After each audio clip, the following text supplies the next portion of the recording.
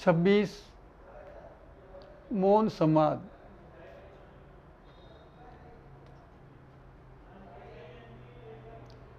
बंधुओं, एक बार मैं इसी तरह इन स्थलों की खोज करता हुआ चन्नारायपटना, कर्नाटक का एक शहर है, उसमें गया। राजनीतिक रूप से वो क्षेत्र मेरे काम के अनुकूल नहीं लग रहा था। मैंने उतर कर अनेक लोगों से पूछा कि मैं यहाँ कहीं रुक सकता हूँ क्या, लेकिन मुझे कोई सकारात्मक संदेश किसी ने नहीं दिया। देर हो गई थी, अब मैं जाता तो कहाँ जाता। लेकिन एक कहावत है कि अंधे की मक्खी राम उड़ाए। जब बेसहारा होता है तब राम जी सहायक बन के आते। वो गीत है, सुनारी मैंने निर्बल केवल राम। यदि हम निर्बल अपने आप को महसूस करते हैं तो राम जी हमारे बल हो जाते हैं और हम उसे निर्बल से सबल हो जाते हैं। अचानक एक व्यक्ति आया, पूछा, आप कहाँ जाना चाहते हैं? कि मैं रात को विश्राम करना चाहता हूँ, रुकना चाहता हूँ किसी राम भक्त के यहाँ। तो बोले, सामने अयंगर बेकरी है, आप उसमें चले जाइए। अयंगर बेकरी में? बोले हाँ, जाइए। तो बंधुओं, मैं अयंगर बेकरी में गया। अब संयोग देखिए, वहाँ 2 भाई थे और वो हिंदी अंग्रेजी नहीं जानते थे और मैं कन्नड़ नहीं जानता था। जब मैंने उनको इशारों में बताया कि मैं राम जी के मार्ग की खोज कर रहा हूँ और राष्ट्रीय स्वयंसेवक संघ के सरकारवाजी श्री शेषाद्री जी का संदेश मेरे साथ है,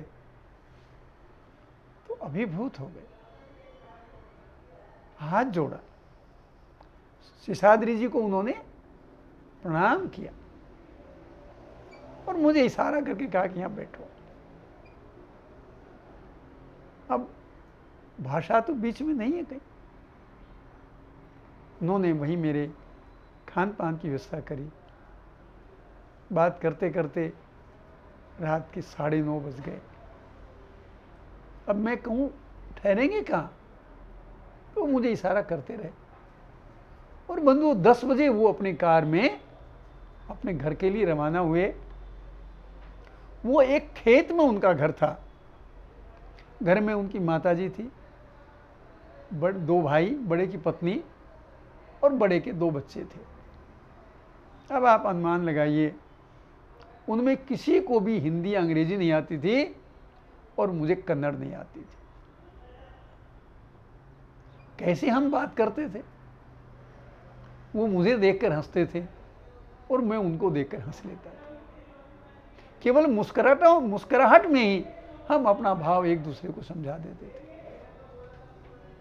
अगले दिन प्रातः उठे, पूरे परिवार ने व्यायाम किया और उन्होंने मुझे इशारों में, संकेतों में बताया कि हमारे लिए राजनीतिक परिस्थितियां अनुकूल नहीं है, लेकिन पूरा परिवार राम भक्त।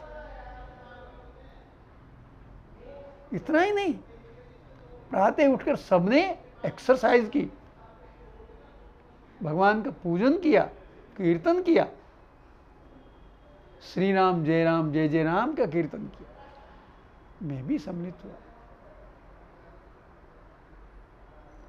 मैं उनके घर 2 दिन तक रहा।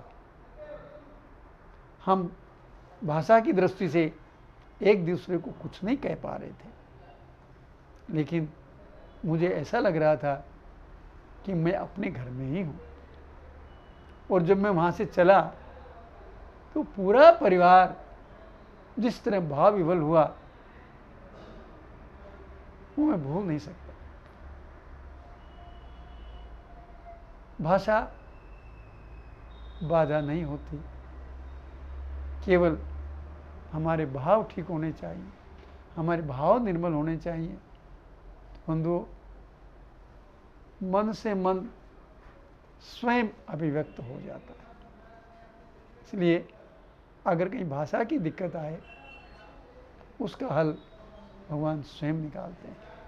ऐसा मैंने स्वयं अनुभव किया है और मैं उस एंगर परिवार को मन ही मन आज भी प्रणाम करता हूँ। जय सीताराम।